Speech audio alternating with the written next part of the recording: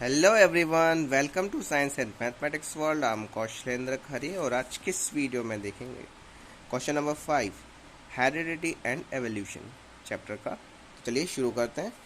इस fifth question में लिखा हुआ है, how are the areas of study evolution and classification interlinked. इसमें हमें बताना है कि किस तरह से जो एरिया होते हैं स्टडी के और एवोल्यूशन माने धीरे धीरे आगे बढ़ना एंड क्लासिफिकेशन मीन्स होता है वर्गीकरण करना, एक दूसरे इसको बांटना, ये आपस में किस तरह से इंटरलिंक्ड है, माने आपस में किस तरह से जुड़े हुए हैं।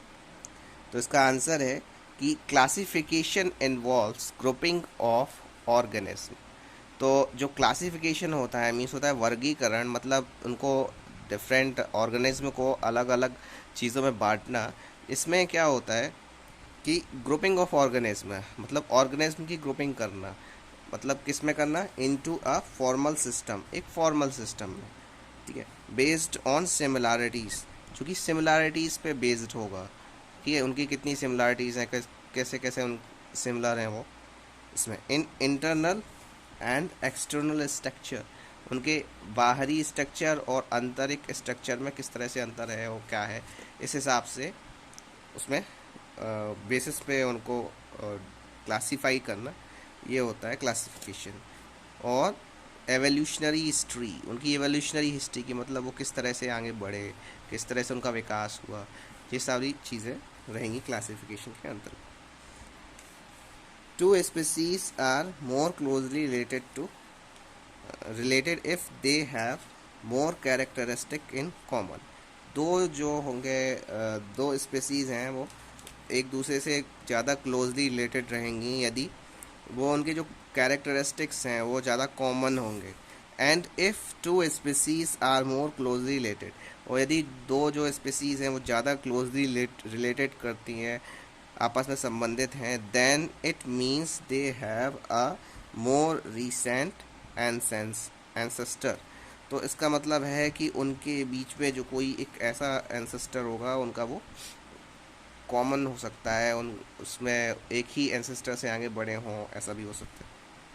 फिर एंसेस्टर मीन्स होता है पूर्वज, एक ही पूर्वज से आगे बढ़े। और विद सब्सिक्वेंट जनरेशन, अलग अलग जनरेशन्स के दौरान क्या होता है कि the variations make organism more different. तो जो वेरिएशन होता है, मतलब उसमें विविधता होती है, वो ऑर्गेनिज्म को अलग बनाता जाता है देन देयर एंसेस्टर, उनके एंसेस्टर से।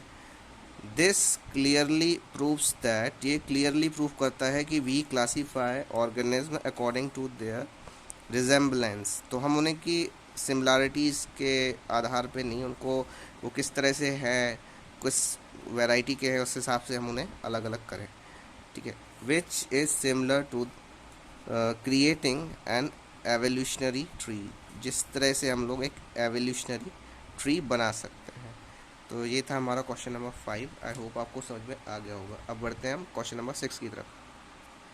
क्वेश्चन नंबर 6 में लिखा हुआ है, explain the terms analogous and homologous organ with example.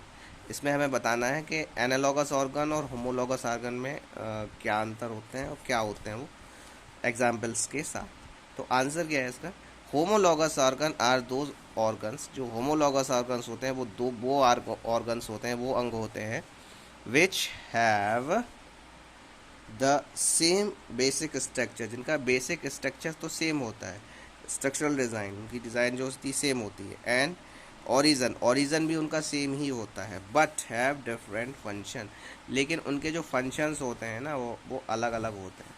For examples के लिए हम देख लें कि the four limbs of humans and wings of birds look different, कि जो हमारे आगे के हाथ हो गए, ठीक है, और किसके, पक्षियों के जो पंख हो गए, वो लगते तो अलग अलग है, ठीक है, और एक्सटर्नली बाहरी रूप से अलग अलग दिखते हैं, but their skeleton structure is similar. लेकिन यदि हम उनका स्केलेटन स्ट्रक्चर देखें कि जिस हिसाब से इंसान के हाथ रहते हैं और हाथ की उंगलियां रहती हैं जिस हिसाब से, तो उसी हिसाब से पक्षियों के पंख भी होते हैं, उनका स्केलेटन स्ट्रक्चर एकदम सिमिलर होता है। अब एनालॉगस ऑर्गन्स क्या होते हैं कि यार दोज ऑर्गन्स, वो ऑर्गन्स होते हैं which have the different basic structural design, जिनकी बेसिक स्ट्रक्चरल डिज़ाइन तो अलग होती है, ठीक है, अलग अलग होती है, लेकिन ओरिजन्स एंड ओरिजन भी उसका अलग होता है, बट हैव सिमिलर फंक्शन, लेकिन उनके फंक्शन सिमिलर होते हैं। तो ये हो गया क्या, ऑनोलॉगस ऑर्गन। अब आगे बढ़ते हैं हम क्वेश्चन नंबर 7 की तरफ। क्वेश्चन नंबर 7 में लिखा हुआ है, outline a project which aims to find the dominant coat colour in dogs. इसमें हमें ये बताना है कि प्रोजेक्ट करना है जिसमें वो बताए कि डोमिनेंट कोड कलर क्या होगा किसमें, डॉग्स का, ठीक है, dominant coat colour in dogs. Outline a project which aims to find the dominant coat colour in dogs. तो आंसर देख लेते हैं इसका। इसका आंसर है, dogs have a variety of genes that govern coat colour. मतलब उसमें अलग अलग प्रकार की वैरायटीज़ होती हैं कुत्तों में, और जो उनका जो कोट कलर माने जो उनका बाहर का कलर होता है जो वो उसको डिटरमाइन करता है। There are at least 11 identified gene series, 11 gene series हैं, जैसे कौन कौन सी, ABCDEFG और MPST, ये सारी, दैट इन्फ्लुएंसेस कोट कलर, जो कि कोट कलर को डिसाइड करता है, इन्फ्लुएंस करता है, प्रभावित करता है, ठीक है, इन डॉग्स। डॉग्स में a dog inherited one gene from each of its parents. जो डॉग होता है ना वो एक जीन लेता है अपने पेरेंट्स से। The dominant gene from each of his parents, तो जिसका जो डोमिनेंट जीन्स होता है ना उसके पेरेंट्स का,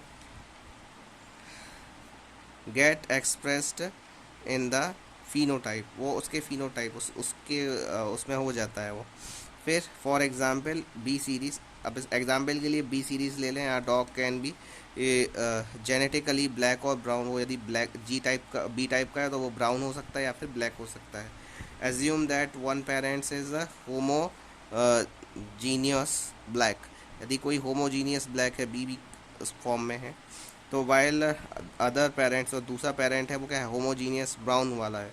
तो इस केस में क्या होगा, in this case all the offsprings will be heterogeneous B B. तो वो जो आगे की जो जनरेशन होगी ना वो इस तरह की होगी, एक बी हो सकता है स्मॉल बी, मैंने ब्राउन भी हो सकता है, ब्लैक भी हो सकता है, ब्लैक और ब्राउन इस तरह से हो सकता है। सिंस ब्लैक इज़ डोमिनेंट, सो यदि जो ब्लैक क्या है, डोमिनेंट, जो सारे ऑफस्प्रिंग्स हैं, सारी जो वो उनकी संतानें होंगी वो क्या होंगी, वो भी ब्लैक होंगी। However if there will both B and B alleles, तो और हो सकता है वहाँ पे बी और बी वाले एलेल्स भी हों, दूसरे बच्चे भी हो सकते हैं, ठीक है। इफ़ हेट्रोजीनियस पप्स को यदि क्रॉस किया जाएगा, they will produce 25% homogeneous black, वो 25% होमोजीनियस ब्लैक बच्चे पैदा हो सकते हैं, उसमें बी फॉर्म रहेगा उसका। 50% होगा हेट्रोजीनियस ब्लैक, बी और स्मॉल बी वाला फॉर्म, और 25% जो होगा वो होगा homogeneous brown B offsprings का। तो ये था हमारा क्वेश्चन। अब बढ़ते हैं हम क्वेश्चन नंबर 8 पर। अब क्वेश्चन नंबर